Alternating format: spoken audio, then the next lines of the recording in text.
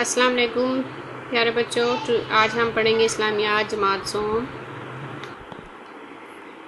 हमारा आज का सबक है ईमानियात और इबादात तौहीद। ठीक है, आज सबसे पहले हम पढ़ेंगे तौहीद का मतलब क्या होता है। तौहीद का मानी है अल्लाह ताला को एक मानना।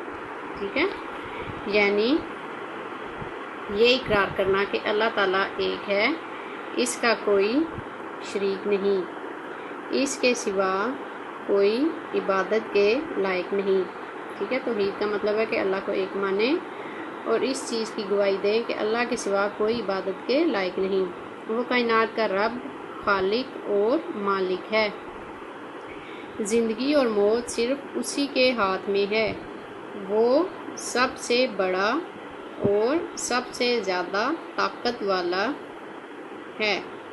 सूरज, चाँद, सितारे, हवा और पानी सब उसी के हुक्म के पाबंद हैं।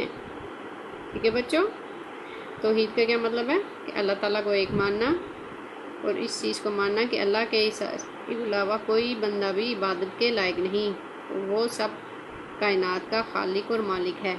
ठीक है, अल्लाह ताला का इरशाद है, कुल हुवल्लाहु अहद अल्लाहुस समद लम यलिद वलम यूलद वलम यकुल लहू कुफुवन अहद। इसका तर्जुमा क्या है? कहो कि वो माबूद बरहक जिसकी मैं इबादत करता हूँ अल्लाह है, वो एक है।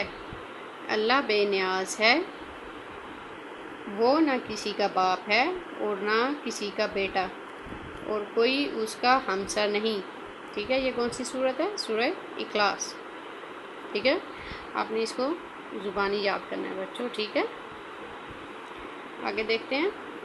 अल्लाह ताला ने हम सबको पैदा किया है और वही हमें रिज़्क देता है, इसलिए हमें इसी की ही इबादत करनी चाहिए, इसी से दुआएं मांगनी चाहिए।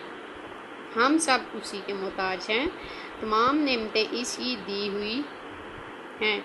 अल्लाह ताला तमाम खूबियों का मालिक है, वो हर ऐब और खामी से पाक है। अल्लाह ताला पर ईमान लाए बगैर कोई शख्स मुसलमान नहीं हो सकता। ठीक है बच्चों, तौहीद का मतलब है कि अल्लाह एक है और उसके अलावा उसके सिवा कोई इबादत के लायक नहीं। आपने सूरह इखलास और उसका तर्जुमा ज़ुबानी याद करना है। ठीक है, इसके अलावा अल्लाह ताला हम सबको पैदा करने वाला है, वही हमें रिज़्क देने वाला है, हम सब उसी के मोहताज हैं। ठीक है, आपने इस सबक को अच्छे से याद करना है, तौहीद वाले चैप्टर को और सूरह इखलास और उसके तर्जुमे को आपने ज़ुबानी याद करना है। ठीक है, आज के लिए इतना ही काम होगा। अल्लाह हाफिज़।